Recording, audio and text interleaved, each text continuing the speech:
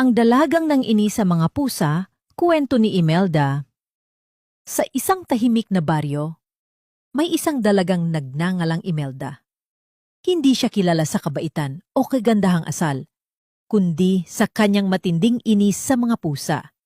Tuwing makakakita si Imelda ng pusa sa daan, agad niya itong sinisipa, sinisigawan, minsan pa nga binabato. Tila ba wala siyang pakialam kung masaktan ang mga ito, basta mawala lamang sa kanyang paningin.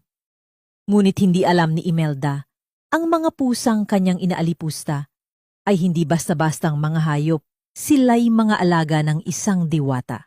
Isang gabi, habang siya ay mahimbing na natutulog, dumaan ang malamig na hangin sa kanyang silid. Sa gitna ng katahimikan, isang mahiwagang tinig ang bumulong. Walang pusang marapat apihin.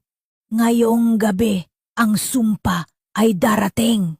Pagdilat ni Imelda ng kanyang mata, napansin niyang iba na ang kanyang katawan.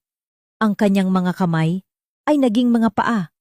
May balahibo na siya sa buong katawan. Isa na siyang pusa, gulat, takot, pagkalito. Tinangka niyang lumapit sa kanyang mga kaibigan. Umaasang makikilala siya at natutulungan. Ngunit itinaboy siya. Hinabol pa siya ng mga batang dati kakilala niya.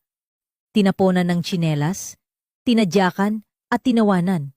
Sa bawat araw na lumipas, naramdaman ni Imelda ang ginaw ng lansangan, ang matinding gutom, ang takot sa bawat sigaw at habulan. Naramdaman niya ang sakit ng pagiging isang nilalang na walang pumapansin, walang nagmamahal. Hanggang isang gabi, habang nakaupo siya sa ilalim ng isang lumang kariton, may isang maliit na kuting ang lumapit. Tahimik itong nagbigay sa kanya ng piraso ng tinik ng isda at tumitig sa kanya ng may malasakit. Hindi siya sanay sa ganung kabutihan, lalo na mula sa isang nilalang na tulad niya ngayon. At sa gabing yon, tumingala siya sa buwan. Muling lumitaw ang diwata. Ngayon ay batid mo na ang sakit, wika ng diwata. Maging mabaging ka kung muling maging tao. Kinabukasan, nagising si Imelda na muli bilang isang dalaga.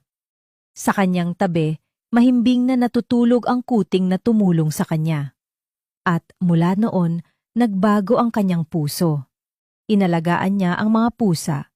Nagpatayo siya ng silungan sa harap ng kanilang bahay. Pinakain ang mga ligaw, ginamot ang may sugat. Niyakap ang mga iniiwasan ng iba. Si Imelda ang